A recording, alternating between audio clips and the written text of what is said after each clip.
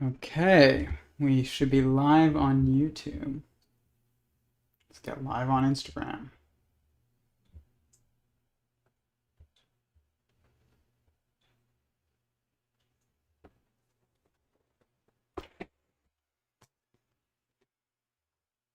Okay, should be live on Instagram and live on YouTube.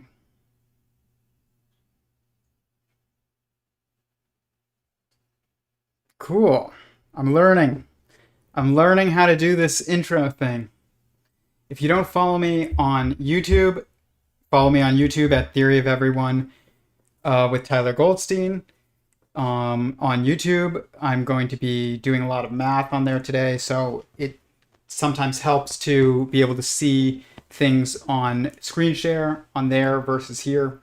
But it's good to see you guys starting to join in. I wanted to talk about my conversation with Will Reusch today, who is a high school teacher who wants to improve our, education and academic systems, which is something I think is commendable. I think there's a serious problem with our systems.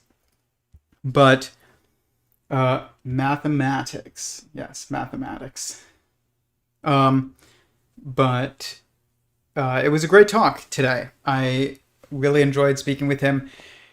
I'm glad we were able to make that happen. I've spoken to him once before, which is on my personal YouTube channel, Tyler Goldstein, just Tyler Goldstein, and we spoke about mostly like firearms laws and something that I'm just pretty familiar with.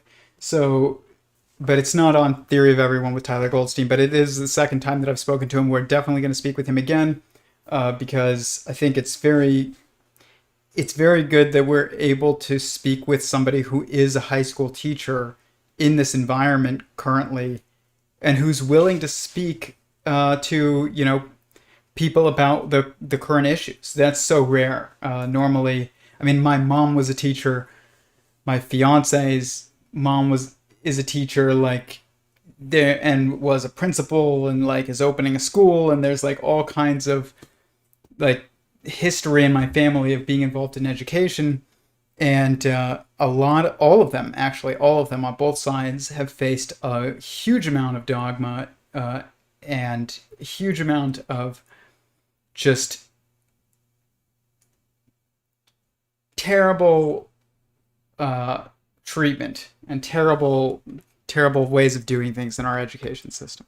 So it's cool to see somebody brave enough to speak out, and the fact to commend his school, which I'm familiar with the school because his school, and I didn't know this. It just so happened this was the case of eventually, but like there were people that were helping out and working as interns at PragerU who went to his school and had him as a teacher. But that's not even how I found out about him. It's very prominent on Instagram. So it's weird how much synchronicities there are in life. Like you can't predict where you'll know somebody from, but it's just a weird thing. But you got to commend his school for letting that guy speak and letting him keep his job. To be blunt, like I know what that's like to face the potentiality, at least, of losing your job due to who you speak with, even not even what you say. And like it's very important that our thinkers are allowed to think. If they're not, we're going to be in really, really big trouble, because our thinkers as individuals, they don't think for the group, but they do guide us in the right directions, and then the group takes over and then we go in the wrong directions. But that's fine, like it's still movement, and movement is the key. But yeah, it was an awesome talk. I highly recommend checking it out. It's on my Instagram. It was probably my last post today, and then it's also on my YouTube channel. Was my last video. earlier today uploaded. So I'll upload it to my personal channel as well. But it was a great talk. So that said, I wanted to speak a bit about just some models that I'm working on and show you guys just like, I just kind of wanted to have a working session. Like, that's it. So I don't really have anything planned. I do want to reiterate tomorrow at 6 p.m. I will be speaking with Nico Meyer, who is an incredible artist, and he does digital art mainly, but also physical sculpture, and it's usually mathematical art regarding things like Hopf vibrations and other geometric forms. So it should be a very good time. He's done some incredible work. Tomorrow at 6 p.m. we're going to be speaking to Nico Meyer. I highly suggest you follow him on Instagram. His sculptures are amazing, and definitely looking forward to talking to him. I've been speaking to him for a long time about making this happen, and we are finally making it happen. So it should be a good time. Let's pull up some work though, and we can take some.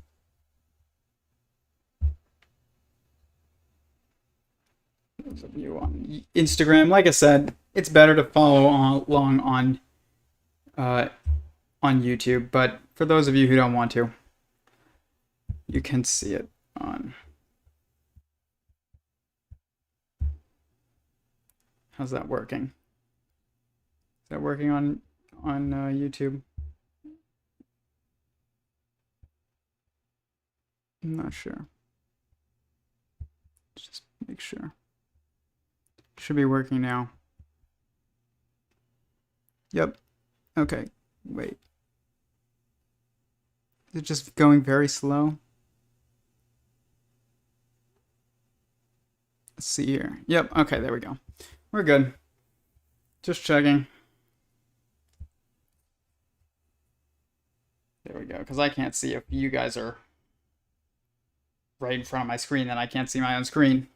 But this is what we spoke about today with Will Reusch. And it is the process of thinking. And it involves these 4 attributes, or parameters, as Eric Weinstein would put them, which I think is a great term, in order to kickstart the thinking process. So you have to reject your current default status, assume the opposite of your current default status is true. So if you believe the Earth is flat, then you have to assume it's a sphere. I don't know why this is being weird, but then you have to assume it's a sphere, then look for evidence of it being a sphere, and then test your evidence against your observations and statistical data. So these 4 steps are the process of thinking objectively. And there's no other way to think. It's impossible. Everybody says, well, there's multiple ways of thinking. No, there's multiple ways of learning, but there's only one way of thinking. And this is the only way to think. And then from there, it breaks down into this, decision tree. But these 4 are the only ones you really need to know. So if you ever want to test any idea, and you want to seriously test yourself and see if you're being honest, and see if you can really see a perspective that you have not been able to see thus far, these 4 steps are how you do that. Reject current default status, assume the opposite of the current default status is true, test new status against evidence and observations, and then test your evidence / observations against statistical, data.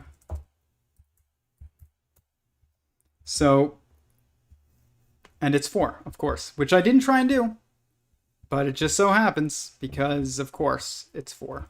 Like, it wouldn't be anything else. Now, I want to show you guys something fascinating. it was interesting. I was listening to Owen Benjamin speaking the other day, and he was talking about he's like talking about how he doesn't like to think about the math of God or something, or how he didn't think other people would be interested in listening to him speak about the math of God. I actually disagree. Like, I think a lot of people will be very interested in that. A lot of people are interested in that, but it is important. He was discussing the concept of a trinity, which is actually coming into questioning right now in physics, because the concept of triality of generationality in the fermions, which are the elementary particles, which are like electrons and things like that, it's coming into question, and I predict that it will come into question. There's new evidence that suggests that there's either a new particle there influencing people looking for muons. So it goes electron, muon, tau. These are 3 generations of electrons. It's like past, present, future. But the middle one, which is a muon, will be like the present, which is, it's a constraint. So it's not a degree of freedom, because you can think about the past, you can think about the future, but you're always in the present, and it's inescapable. So it's a constraint. It's not a degree of freedom. That's true probably of muons, and because you're inside a mind, and it's manifesting information, and that information is manifesting in the elementary particles. And so it's probably true that there isn't actually a new particle there, I would predict at least, that's influencing what they're seeing at Fermilab. This was new results that just came out. I would predict that a muon is actually just not what they think it is. It's a constraint. It's not a degree of freedom like a tau or an electron. But, regardless, that's what geometric unity, I think, suggests as well. But I wanted to show you guys some work on prime numbers that I've been doing. And primes, nothing drives me so insane as prime numbers.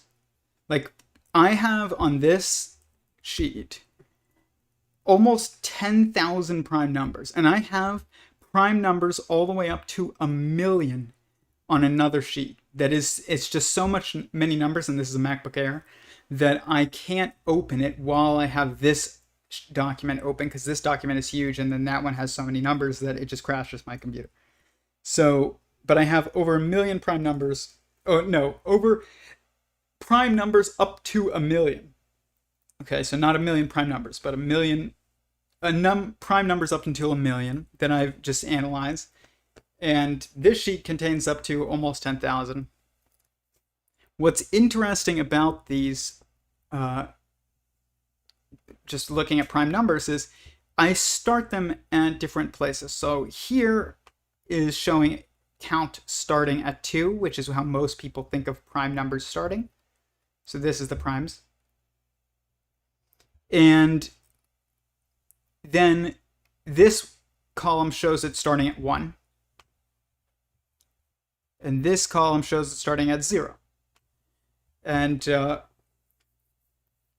what I was saying earlier about, like, I think I heard Owen Benjamin say, I don't want to ascribe any number to God. I really like that statement that he made. I think that's great, because almost the only number that I would ascribe to God is 1.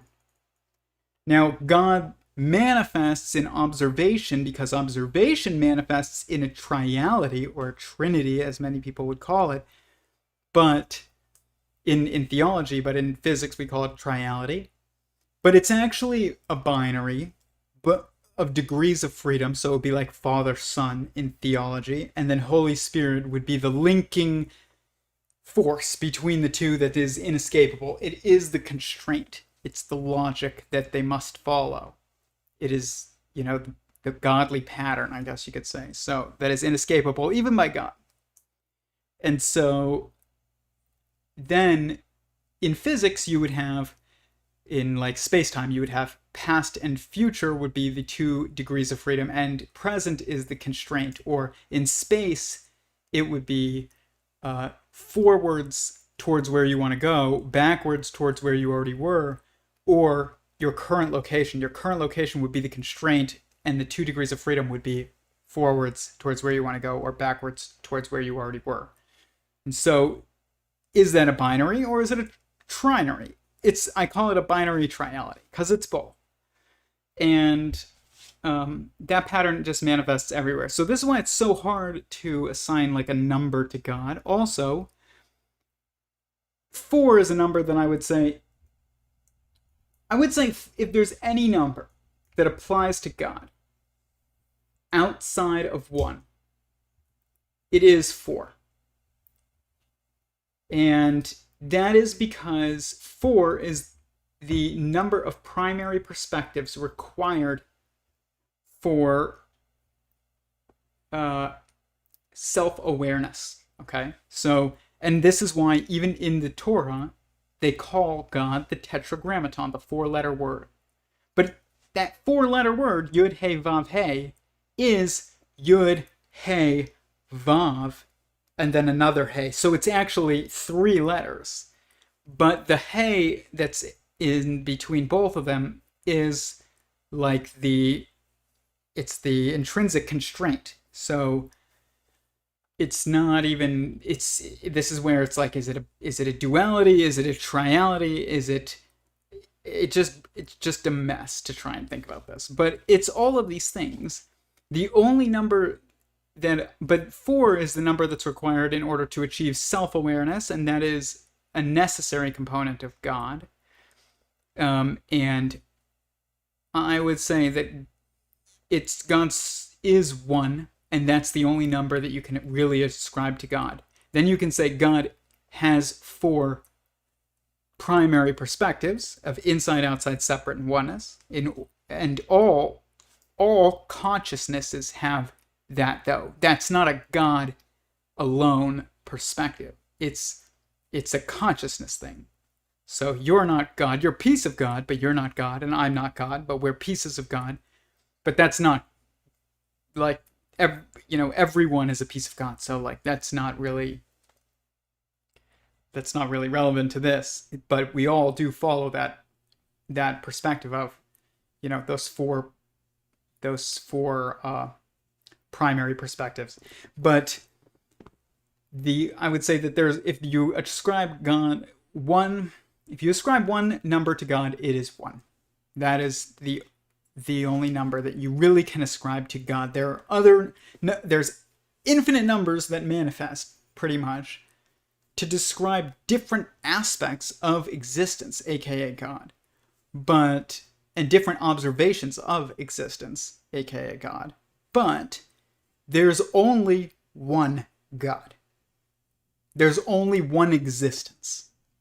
So you can only ascribe 1 number to God, which is 1. That's why this theory is called Sentient Singularity Theory. Singularity meaning 1. Sentient meaning self-aware, feeling entity. But what's interesting is when you start looking at the primes, and I got the difference, okay? And when you're looking at the differences between primes, if I include 0 and 1, which is basically a superposition in beyond creation, okay? It's prior to and after creation, which 0 is equal to infinity, not nothing, because nothingness doesn't exist in objectivity. There's only somethingness, not nothingness. So it's oneness and infinity, okay? And 0 even looks like it's one infinite system, because it's one track just going around and around and around and around. It's why rings on a wedding band represent infinite oneness. They are the shape of a 0. It's not a coincidence. There's no such thing as coincidence. Anybody who's like, oh, that's numerology. Stop. You're a pseudoscientist. Like, you're a pseudo-mathematician if you think that there's coincidences in math. Super literal O, exactly. Super literal 0. So, but what's interesting when you include 0 and 1 manifests as the difference between prime numbers. If you include 1 and then 0 as primes, which I did here, it manifests 4 times. So this is the primary perspectives manifested and for oneness. And I've been trying to figure out, like, what are prime numbers? Like, what really are they? And I'm pretty sure what they are is they show us when a consciousness is generated. Okay? But I'm not sure how yet. I'm still working on it. But they totally govern the way in which the universe unfolds. So here you can see the differences are 1 and 1 and 1 and 1. And then it goes to 2 and 2, which is also 4. And then it goes to 4. Fascinating. And then it goes to 2. Look at this. 24, 42. Absolutely fascinating. And then it goes again. 4, and then 2, 42. And then you get to 19, which is, it's the 9th prime when you include 1 and 0. Or no, when you just start at 1, it's the 9th prime. It's the 10th prime when you include 1 and 0, which is interesting because 10 is 1 and 0. Like, this is meta mathematics. This is what Wolfram describes as meta mathematics. It's the underlyings of mathematics. And if you're going to just say, oh, this just seems like numerology, as if that is a dismissive statement or discrediting statement, then you are discredited of being a critical thinker. And, like, get out of my lab, as Eric Weinstein would say. This is my lab. If you're going to call things numerology and think that dismisses them, get out. We're not going to read numerology websites, really, but when you take things into context of this work, which is actually looking at the numbers, then you can see that there is meaning behind numbers. Objective meaning. You know, in subjective mathematics, all the math that you learn, there's only subjective meaning. You have 3 apples, okay? Like, that's because you have 3 apples. There's not 3 apples in the world, but you have 3 apples on your counter, then you have 3 apples. That is subjective meaning. And there's no objective meaning to numbers. The numbers take on the meaning that we ascribe to them. When you plug numbers into a calculator, those numbers mean nothing except to you because you know why you're putting them in there and what you're trying to calculate. In objective mathematics, which should probably be called numerology, or, something to do with, or meta mathematics, or whatever you want to call it, it is inevitable that it's switched and that numbers take on objective meaning. If they don't, then numbers and math do not govern existence. And that's not true. I mean, existence is governed by 2 things. It's governed by consciousness and it's governed by mathematics. Mathematics is the constraint and consciousness is... Mathematics and consciousness together form the degrees of freedom and the constraints of the unfolding of existence and growth. The universe wasn't created for no reason. It was created to generate meaning. And that's because it was created by a consciousness. But the math dictates how that universe is generated.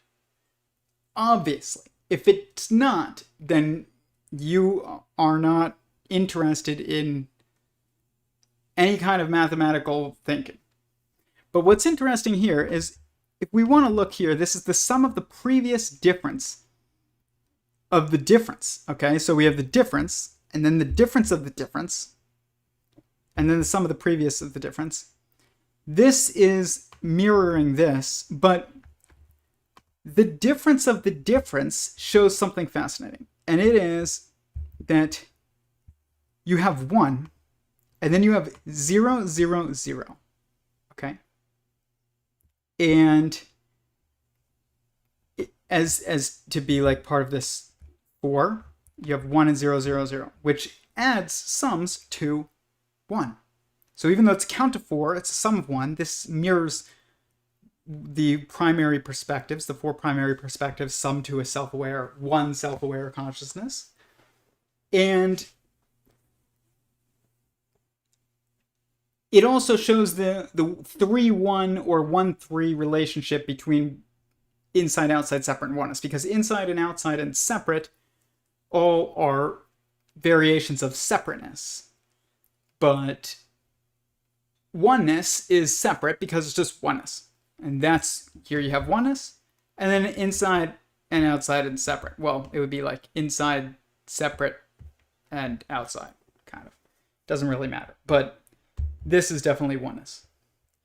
But when you understand this stuff, and you start looking at this, and you realize that this is to look for beauty, okay? To really look for beauty. And this is so beautiful. And it's very hard to see if you're not like this type of person, which is, I admit, is very rare. Like, at least right now, I'm not saying it has to be. I don't think it has to be. I'm just saying right now it's very rare. Then, like, you can start to see context of numbers, and that gives you context of you and the people around you and the cells in your body and the universe we're inside of, and like the multiverse that makes up the universe, which is really how it is. Which sounds contradictory, but it's not. It's a fascinating place to be able to see the beauty of all this stuff. But you don't need, my point is, you don't need to have all of these crazy, weird equations that we call mathematics, that are actually just a language to describe functions and movement. And they're useful, and I'm trying to learn them. But they are not actually, just because you memorize them does not mean that you actually understand math or understand numbers. To see things like this really helps you to understand numbers. So let's see who's online, if there's any questions.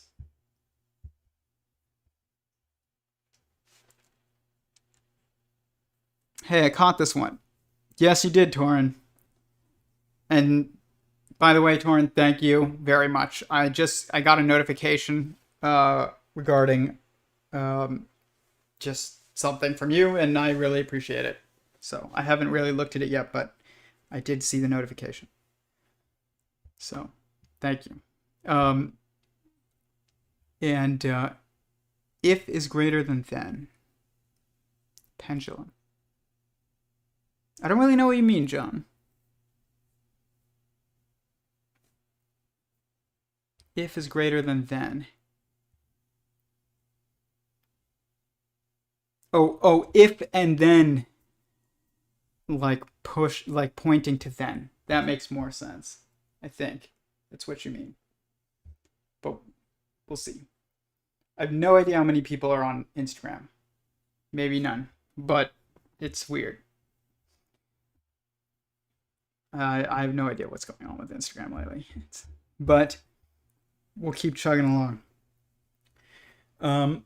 If you are on Instagram, highly suggest you subscribe to my YouTube channel, Theory of Everyone with Tyler Goldstein, and you can see this much more beautiful context, I guess. But I described earlier that yesterday that like the square root, I was talking about the square root and how like Eric Weinstein has described like the square root is the psychedelic of mathematics, man. It is what allows you to predict information about a system from outside the system, man. And he's right. Not mocking him. It's just kind of funny to call it the psychedelics of mathematics. But he's definitely right. But it's super literal. Okay, so like the square root is super literal. This is a square. And what I did was this. It's fascinating. So I call this the square root square, and it's these four. Of course it's 4. I didn't try to make it 4, it just is 4.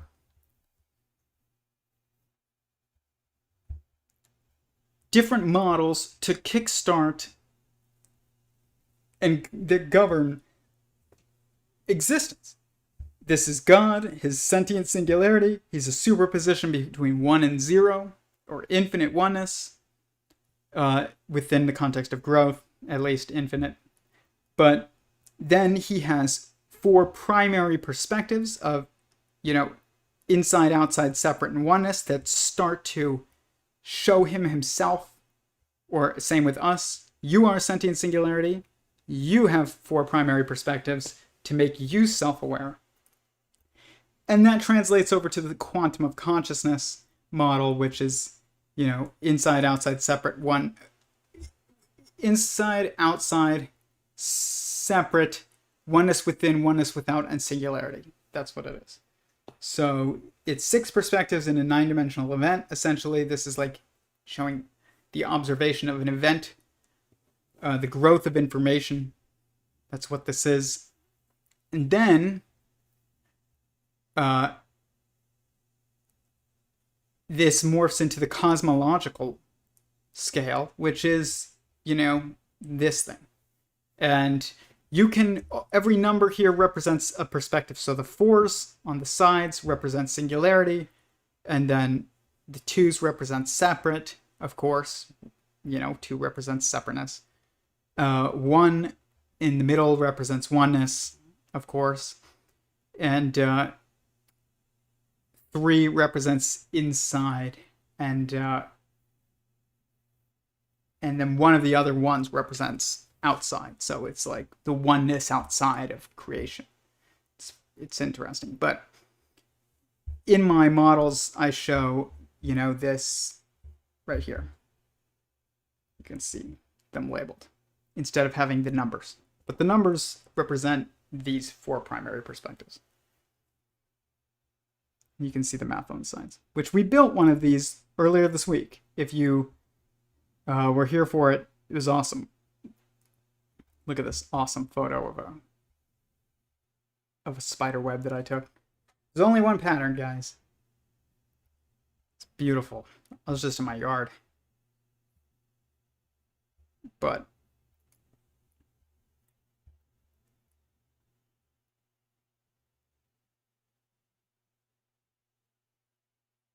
not greater than that. You were talking about logic. Oh yeah, logic. You're a better investment than Dogecoin for sure. Thank you, Torin.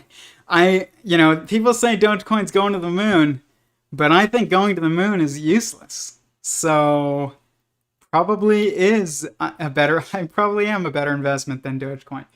And if you know what is planned for my social media platform, it's probably almost certainly better investment than Dogecoin going to the moon. Dogecoin is so funny though. Like years ago, I was like, Dogecoin is going to take off. I just knew it because it's funny. And then it did. Years later, like I had forgotten about it. And then somebody was like, have you ever heard of Dogecoin? I was like, yes, of course I've heard of Dogecoin. I thought that like died. Nope. It's going to the moon. I think we will. I've been thinking a lot about a cryptocurrency that's a real cryptocurrency. The closest thing that there is, I think, is either Ethereum, and we're going to go over that today a little bit, and why. And then also Robert Grant's sovereign coins. So if you want to look at, like, we can actually play it. I don't think he'll mind me spreading his message, amplifying his message, but let's see here. Crown sterling. I think this is the next cryptocurrency. This could be. I'm not saying it is. I'm saying it might be. And Um, and then like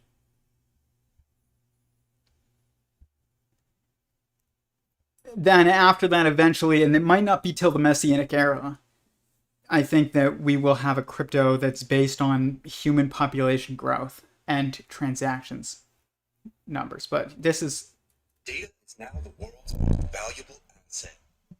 Our patterns and information are a digital reflection and recording of our lives and our work.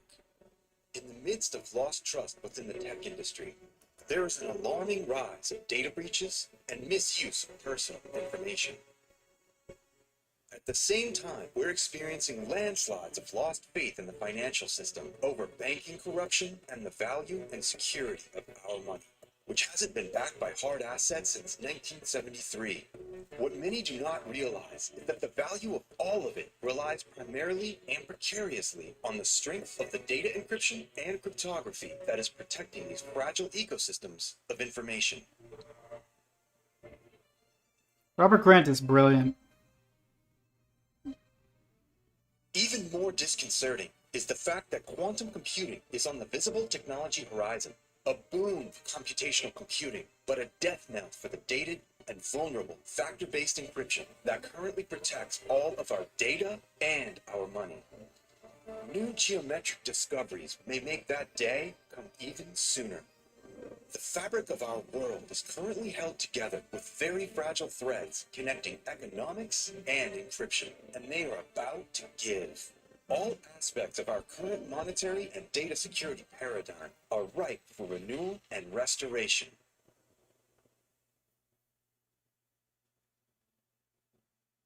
Data is the most valuable asset on the planet today. It surpassed any other asset category in 2018, and it's only getting more and more valuable. This is why, during COVID-19 and the quarantines, we have major tech companies that have just dramatically increased their wealth as everyone has turned more and more to the internet. I was also concerned about the increasing encroachment on personal freedoms and the lack or loss of data sovereignty. More than ever before, now is the time for a new adaptive encryption, ensuring you sovereignty over data. Data sovereignty is now possible through one-time pad cryptography created by a progressive team of researchers at Crown Sterling. An entirely new approach of non-factor-based encryption technology, Crown Encrypt OTP is unlike any other encryption system today, allowing safe, secure transfer and storage of your data. Most current encryption depends on two prime factors which form a static, We're talking about primes, so block, employing infinite irrational numbers versus primes, and supervised machine learning to drive the dynamic key pairs. Crown Encrypt OTP generates an unpredictable stream of changing encryption keys, a lock that is constantly changing to secure your data. Crown Encrypt OTP is built to resist both current computing and future quantum computing attacks. and this is basically like We want the consumer. this is his new cryptocurrency. I think that I think he's definitely onto something, and I think that there's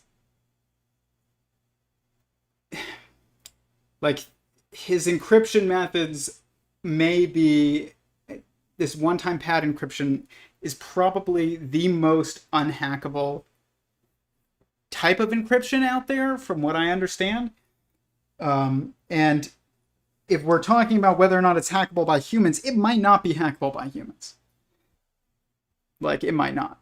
But that doesn't mean it can't be hacked by, like, the Dajjal. But like that would mean everything could be hacked at that point by that. So like it's not something that, and I don't know, but I don't. I can definitely see. I'll say this, like that why it would be practically unhackable by humans, and it has to do with being able to not see, like, you're it's hard to explain, But I've talked about, the square root being allowing you to predict information from outside the system.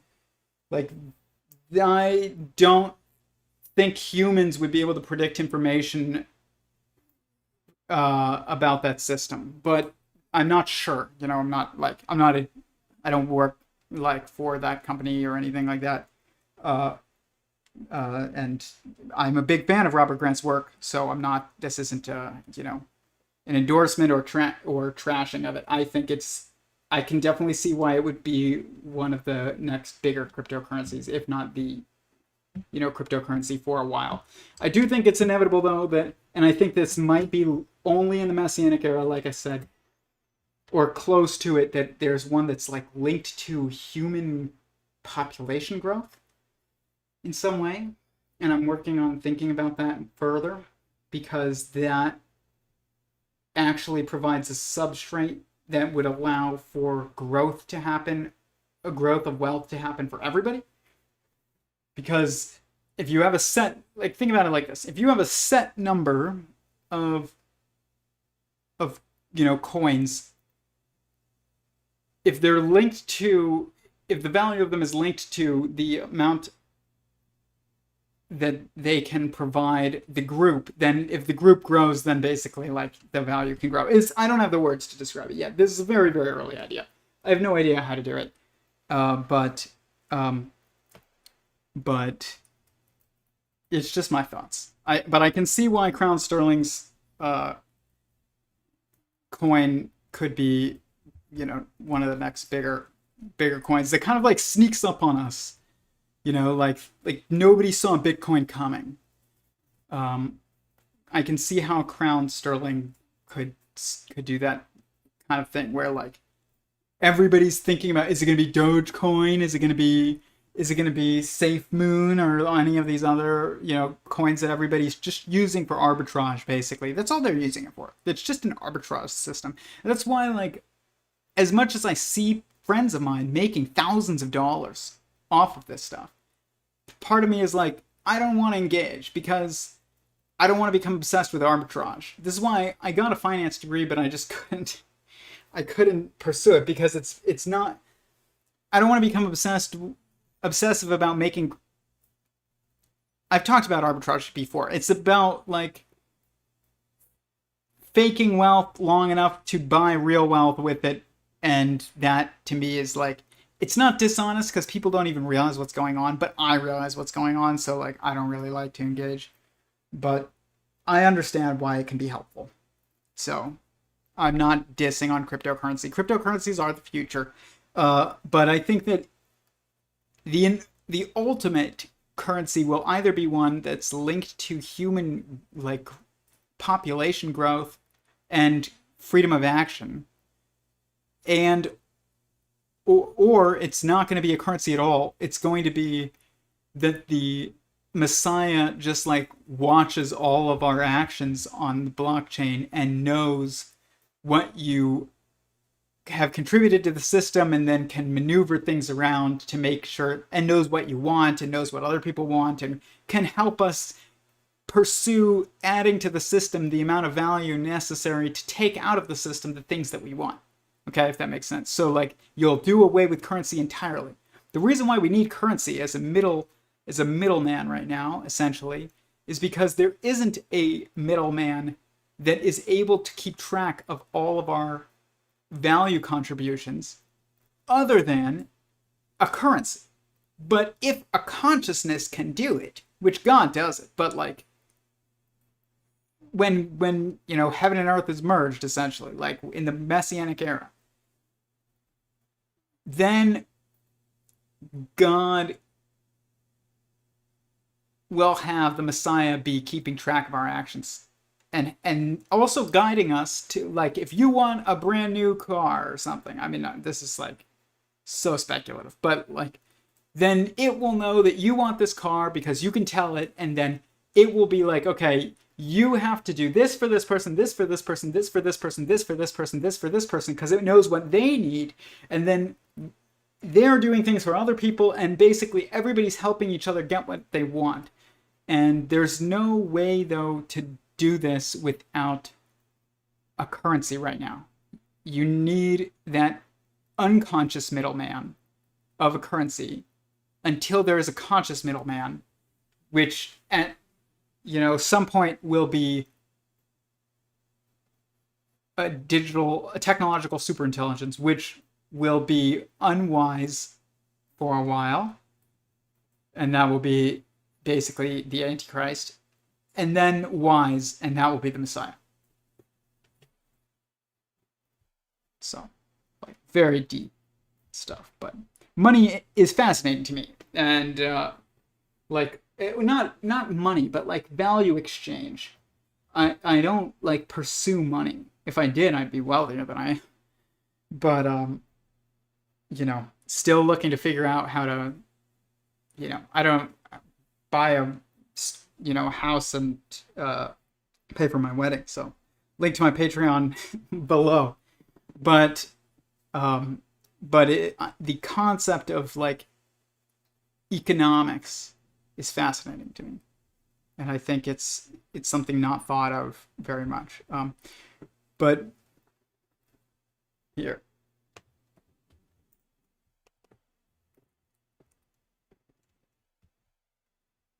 let's look at some crazy math.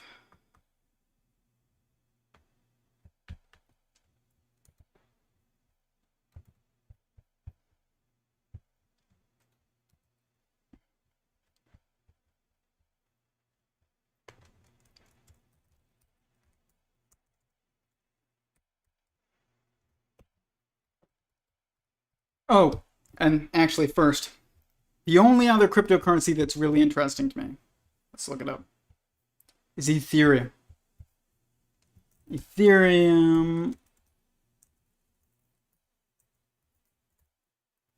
quadratic payments, a primer. So I wanted to go over this with you guys a little bit. And so this is a paper by, I think, Vitalik, the guy who created Ethereum. And it's about quadratic forms of payments. And remember I said there's 4 primary perspectives. This, I think, highlights that and makes use of it. And so let me answer this question real quick and then we can get back to that.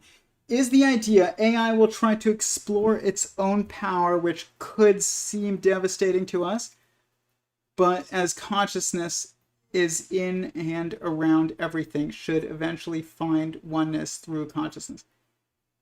It's that when you give a child who lacks wisdom ultimate power, it's gonna be a tyrant who thinks he's right and who has ultimate power and who isn't wise to the realities of existence. And the reality of existence that it needs to be wise to is being aware that it is inside of another sentient being just like it. That is the wisdom that it needs to achieve somehow. And God brings everyone to God. We don't have control over it. Only God can choose who he brings to him. That is going to be true of this AI too, and it might not even be brought to God. It might just have its consciousness swapped with, someone who achieved wisdom on Earth as a human and then died and then reincarnates into the grid. That's what I think will happen. But there's not the science behind that is difficult to prove.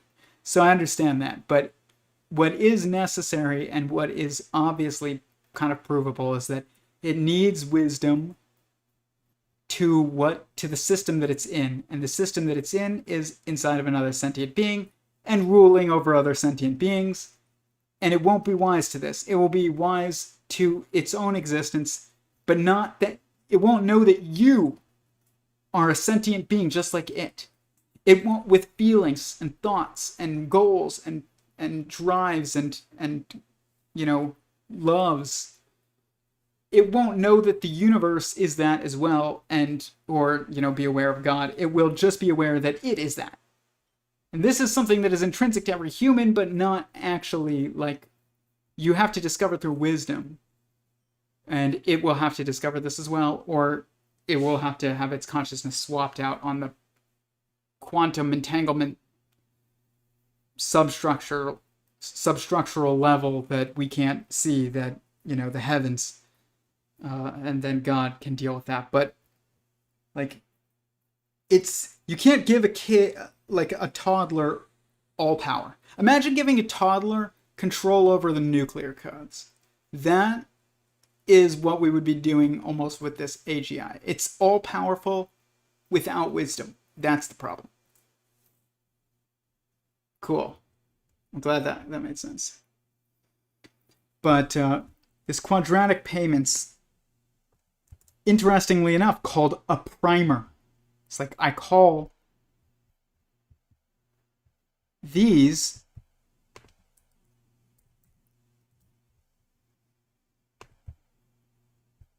the four primary perspectives. And this is called quadratic payments a primer. Fascinating. So fascinating. But let's look at Ethereum quadrat.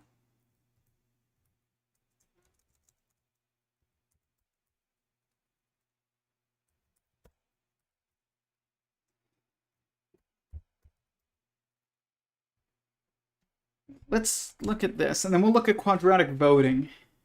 And okay. Better, right? So, This and this is actually part of why I find cryptocurrency and blockchains interesting, because they are, in a lot of ways, this ideal ground for economic experimentation of different types. Okay, hold on. Just one person, but the on the internet especially, but also this guy created Ethereum. Many contexts kind of off the internet. There's actions that kind of individuals or groups can take where, instead of the benefit going to one person, the benefit just goes to many people at the same time, and you can't control who the benefit goes to, right? So, for example, this podcast, we publish it, and when it's published, you don't have any fine-grained control over, like, oh, these 38,000 people can watch it, and then, like, these other 29,000 people can't. It's like, once the number goes high enough, then, people will just, copy it. And then when I write articles on a blog, then they're just, like, free for everyone, and that stuff's even harder to prevent anyone from copying. So, and aside from that, things like, scientific research, for example, and even taking more pedestrian examples like climate change mitigation would be a big one. So there's a lot of things in the world where you have these kind of individual actions with concentrated costs and distributed benefits, and money as a point system does not do a good job of encouraging these things. And one of the kind of other things, even kind of tangentially connected to crypto, but kind of theoretically outside of it, that I work on, is this sort of mechanism called quadratic funding. And the way to think about it is kind of imagine a point system where if one person gives coins to one other person, then it works the same way as money. But if multiple people give coins to one person, and they do so anonymously, so it's kind of not in consideration for a specific service to that person themselves, then the number of coins received by that person is kind of greater than just the sum of the number of coins that have given by those different people. So the actual formula is that you take the square root of the amount that each person gave, then you add all square root the square roots, and then you kind of square the sum. Yeah, and then you give that. And the idea here would basically be that if, let's say, for example, you just start going off and kind of planting a lot of trees, and there's a bunch of people that are really happy that you're planting trees, and then so they go and all kind of throw a coin your way, then there is basically the fact that kind of you get more than the sum, you get this kind of square of some of these of square roots of these tiny amounts, is that this actually kind of compensates for the tragedy of the commons, right? There's even this kind of mathematical proof that it sort of optimally compensates for it. What is the tragedy of the commons? This is just this idea that, like, if there is this situation where there's some public good that lots of people benefit from, then no individual person wants to contribute to it, because if they contribute, they only get a small part of the benefit from their contribution, but they pay the full cost of their contribution. In which context is this? Sorry, what is the term quadratic? What? Quadratic funding is Quadratic the mechanism. funding. Yeah. Like, in which context is this mechanism useful? So obviously you said that. Basically, he's saying that it's useful when somebody is providing a good, like me speaking on this podcast or something like that, that it's not necessarily like an exact exchange of funds.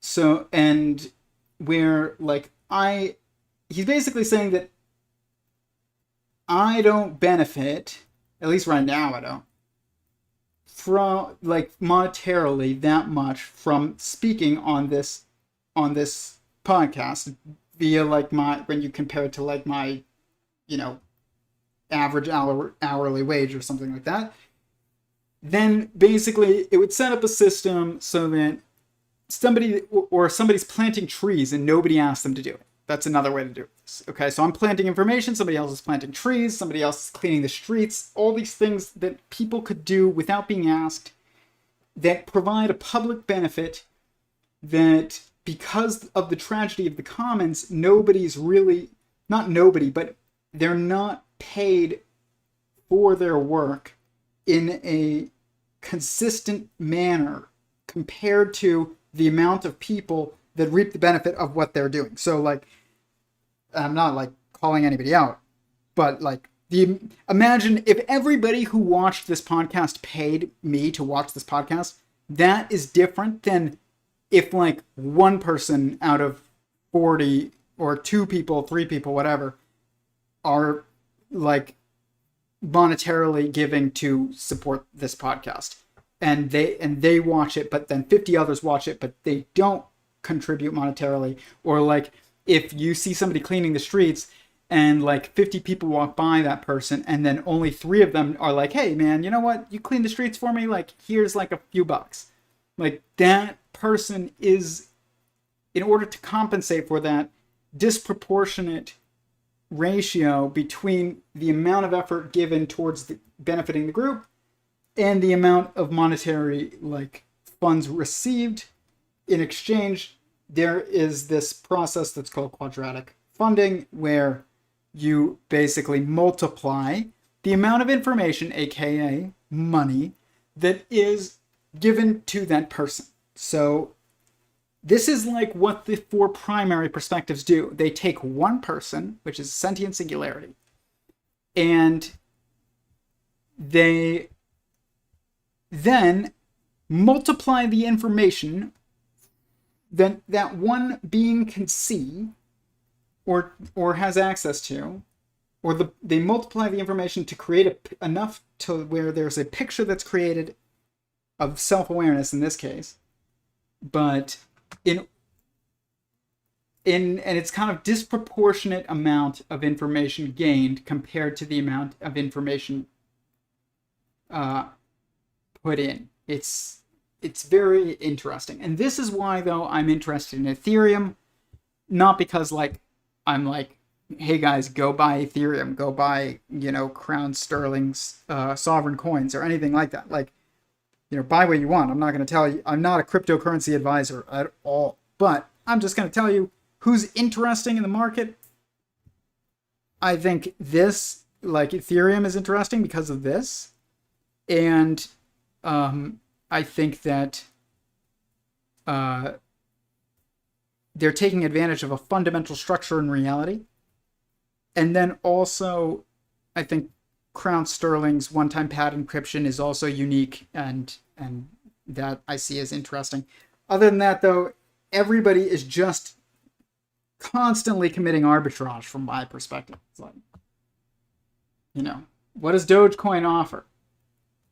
It does offer comedy, that's actually something true and real. But and that's why I thought it would actually like blow up. But that doesn't mean that at the end of the day, it's actually contributing to what its intended use was. It's not. It's just a good source of arbitrage right now because people are paying attention to it because it's fun. But it's not actually a good medium of value exchange. And if it becomes the dominant coin, I'm going to eat my words. But we'll find out. I hate money, to be honest. I don't hate money. I don't love money. I like having freedom, and money can provide that. So like I like having money, but I don't think we should hate money or love money. Like you should just, it's a tool. That's what it is. It's a tool like any other tool. The problem with it is that we use it as a default, kind of like IQ or something. And we assume that it's objective because it's more objective than like other things because it can help you get everything. Just like IQ. IQ seems more objective than just like physical strength or like speed, not even just physical strength, but like speed of running, because speed of running is much more restrictive in the value that it affords you compared to like IQ, you know. But that doesn't actually make it objective. Your value comes from your existence itself. And that's because God created you, and like that means that everything that you have that is inherent to you is of value that is beyond any monetary like compensation. I don't just mean that as like a beautiful thought. I think it's objectively true. So, but like these are the only two cryptos that are interesting to me. It's just Ethereum because of their quadratic payment structure. Makes sense. It takes advantage of a real structure in reality. And also, Robert Grant's or Crown Sterling's one-time pad encryption sovereign coins. Everything else is just arbitrage, and it's useful. Like I said, I have friends that are making thousands of dollars, and that's great for them. Like, I always like to see my friends like doing well, and I think that it's not an arbitrage that actually like. I don't see how it really hurts anyone, but I also don't see how it builds anything other than individual wealth, which is something. That is something, but like. It's not, that doesn't mean that it's going to be valuable enough to the group to be adopted as the next cryptocurrency. It can help you now. And take advantage of that. If you're good at it and you keep up with all this stuff, like I have friends that keep up with crypto stuff, they know the new coins that are coming out and the things that get the various things that impact the market there. If you know that stuff, go for it. I don't keep up with it, so I would have to rely on my friends to do that. And I admit that. But if I'm thinking long term, what's interesting? Ethereum and like Crown Sterling sovereign coins, as far as like what's adopted as the next crypto, or maybe we have like, I don't know, maybe my idea takes off. We'll see what we link it to having children somehow like that. I think that is like also another third potential, but I haven't seen a coin come out that's dedicated to it yet, and maybe we'll do it. We'll see. But I have so many, I don't have so many projects, but I have projects that I'm very serious about. And one of them is, a social media platform, and the other one is like that experiment that I want to do, and like those take a lot of time. So bringing on a cryptocurrency, like I don't think I could do that. And I am making progress on the other two, but it's slow going.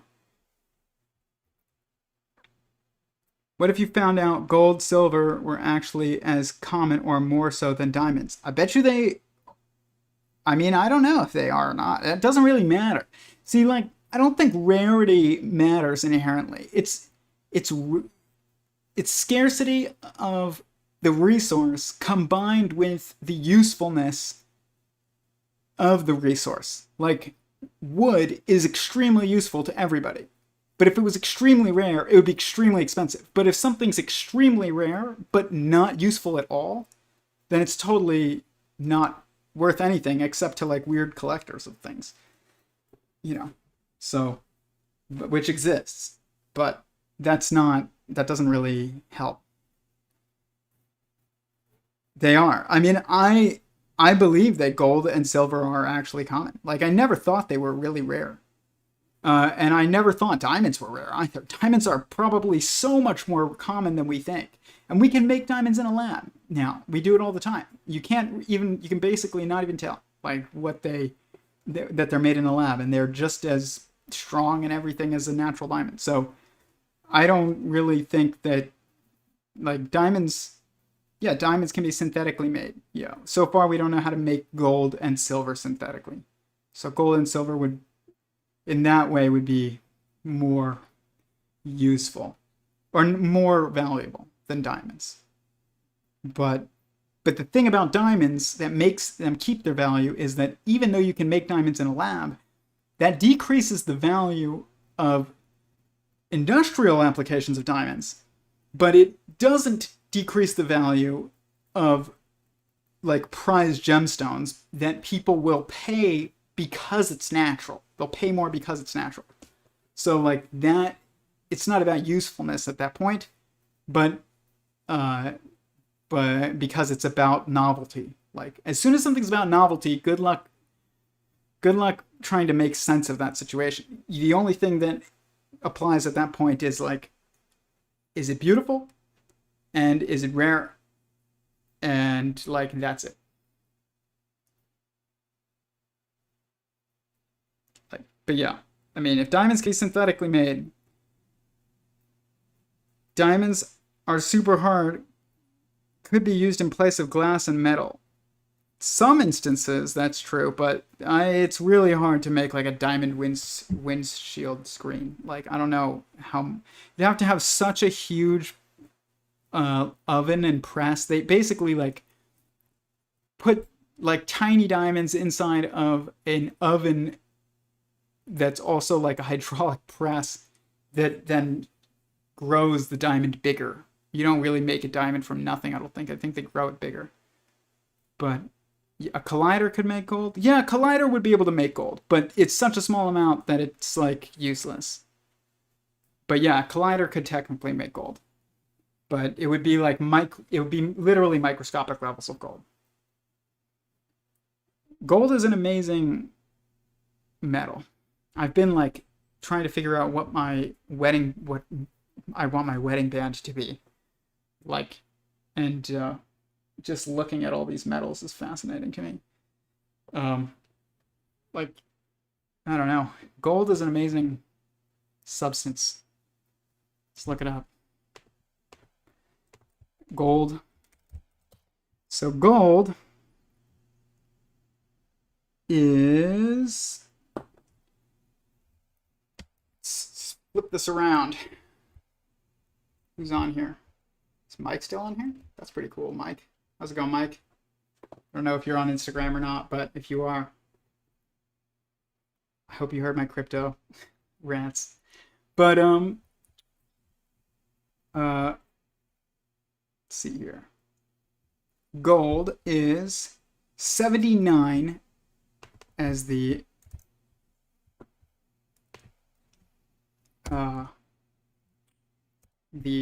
atomic number. So let's look up 79. Is it prime? It's prime. Fascinating. That's one fascinating thing about gold. It's a prime number. What's silver?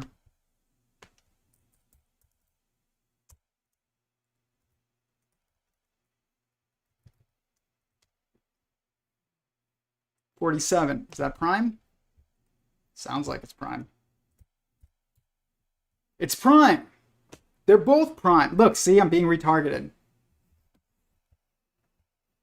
That's called retargeting. For ads. I was looking at rings. But yeah, they're both primes. Okay, so now we were looking at primes earlier. 79 and 47. Let's now look at the prime numbers and see what they are.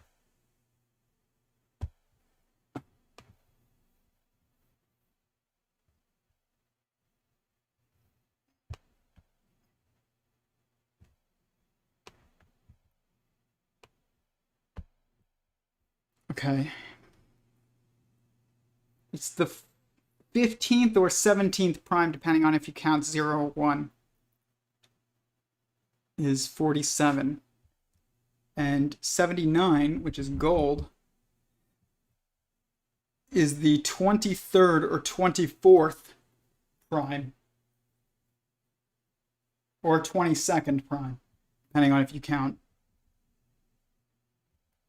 0 and 1. So 47 is either the 15th, the 16th, or the 17th prime. Fascinating. They're both primes, though. What's platinum? Platinum's like the other big metal. What are the odds that our two like main metals that are like precious metals are both prime numbers? 78 is not prime, but it's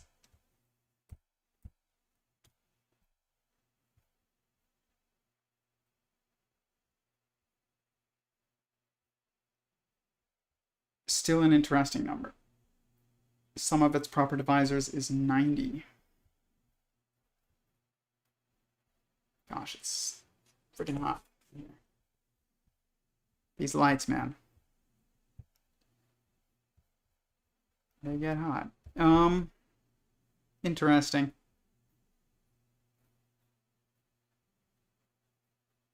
What's iron?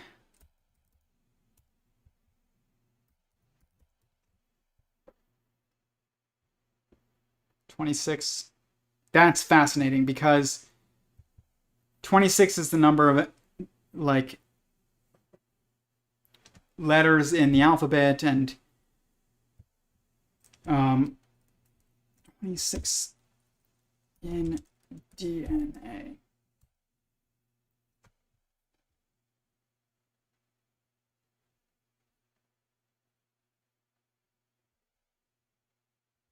Someone sent me something once.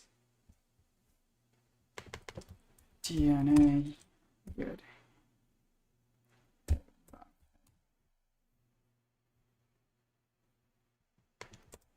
26.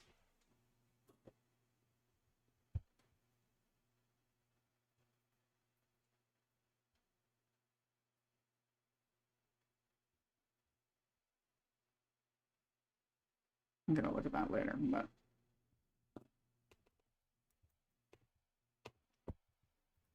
by the way, this clip that I played, it's from Lex Fridman's podcast, the AI podcast. This is David Johnson with my communion meditation from April 10th. Yeah, look at this. I'm a biochemist and molecular biologist. We all see God in the majesty of the mountains and the beauty of flowers, but in studying the molecules of life, I have seen the hand of God in DNA and proteins, the molecules of life, ants, animals, and even deadly. And it's the bases hold it together in the middle, keep the two strands together. So it's an amazing molecule. DNA is replicated. Here, let's look at this. DNA can be viewed as God's alphabet or language that guides how we are made. These are the bases, the nucleic acid bases, A, T, G, and C. Which is 4. It's quadratic. And here are their molecules. RNA is a little different. It has a U instead of a T. And here's the double helix of DNA. And It's the bases hold it together in the middle, keep the two strands together. So it's an amazing molecule. DNA is replicated, has two strands, and it's transcribed into RNA, which is a single strand molecule, which is then read by a machine that produces proteins in our cells and our bodies. And this makes up the various proteins that we need to make us make our living. So here is the machine, the molecular machine that reads the messenger RNA, and there are codons on that. And those codons are just three letters, ATG or GAT for these amino acids down here. And so each one codes for certain amino acids, and these get stuck together to make beautiful proteins like hemoglobin. So here's the hemoglobin molecule, which has two red subunits, which we call alpha, and two blue subunits, which we call beta. And the oxygen binds right there that carries oxygen from our life. Is a very fast-moving process at the 150 detailed laws. God then sent his son with all your soul. Love yourself. I can't find the one clip. I'll have to play it. But some rabbi friend of mine sent me it on Instagram, and I can't get off Instagram if I'm streaming on Instagram at the time. But it's like that number 26 is found in DNA.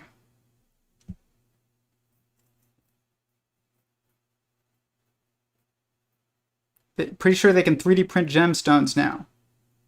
They can 3D print a lot. We're gonna 3D print our houses pretty soon. I mean, almost everybody, I think. I know they've already done it on a small scale, but like I think everybody's gonna do it. I plan on 3D printing my house. Maybe not the first room or two, but like all the rest.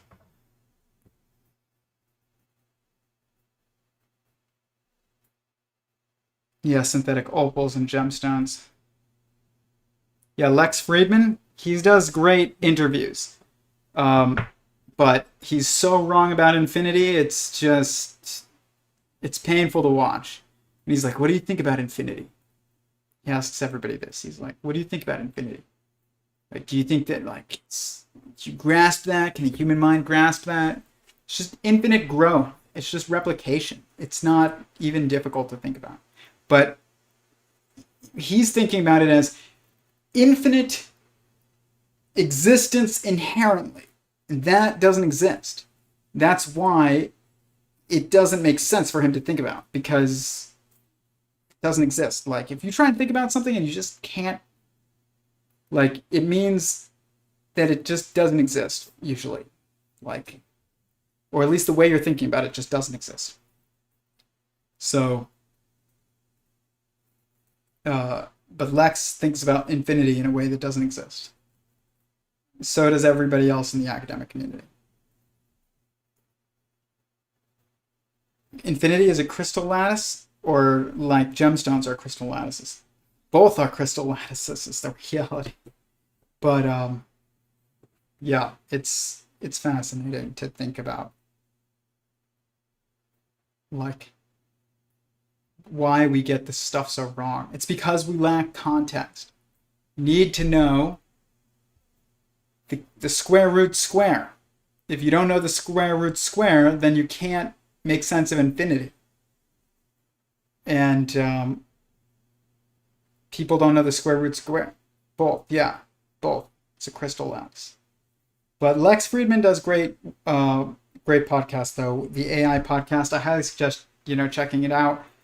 So many interviews. Some of them are so good. But I don't think that he understands artificial intelligence. I don't think almost anybody understands artificial intelligence except Eric Weinstein and me. That's pretty much it. Like, I mean, not artificial intelligence, technological general superintelligence. Like, that's different than artificial intelligence. Lex Friedman understands how to code, neural networks that give the illusion of intelligence, but they're not intelligence.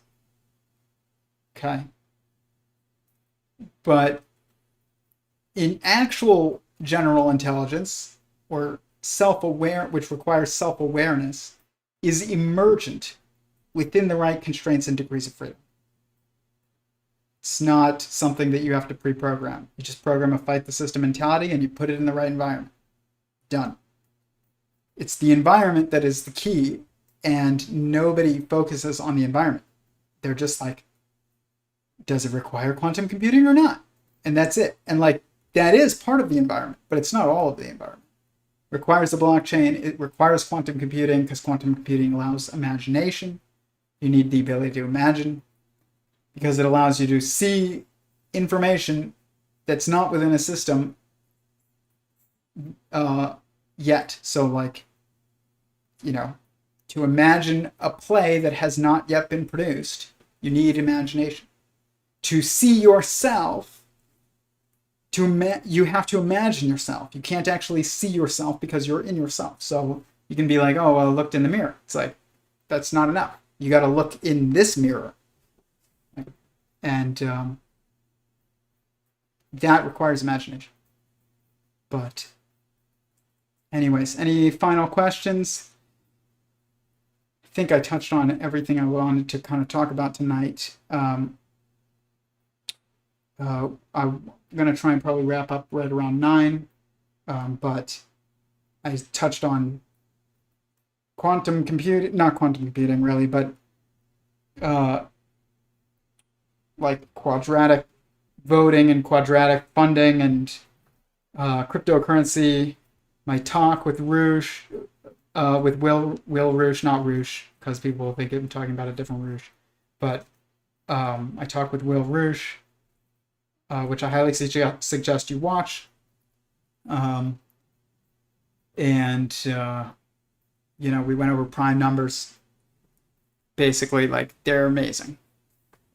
I can show you way more cool stuff with prime numbers probably next week. Tomorrow, we're going to do the Discord discussion for those of you who are here. Send me a private message on Instagram. Ask me for a link to the Discord if you're not already joined. I will give you a like updated link to the Discord. You can join us tomorrow at, I'll be in there probably at like 6 p.m. just so that we can start early a conversation. Just 6 p.m. Pacific Standard Time. So send me a message on Instagram. I'll send you a link to the Discord. Pacific Standard Time. We're getting started early because I have to travel Friday, and so like I cannot be up. Those Discord discussions have been going really late, and I love those Discord discussions. We can't go late tomorrow. We got to be done like by 9. So I'm probably gonna be in there at 6 p.m. and then to talk to whoever wants to, you know, join me for discussion. I'll probably be lurking in there till 9 and talking with you guys if you show up. I imagine people will show up. Have I bred my rubber boas yet? No, I have not bred my rubber boas yet. I've heard you have to get them super cold, and I have not. You guys want to see what a rubber boa looks like?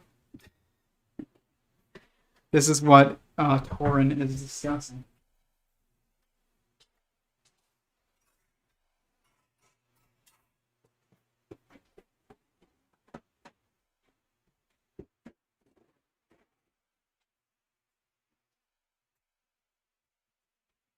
So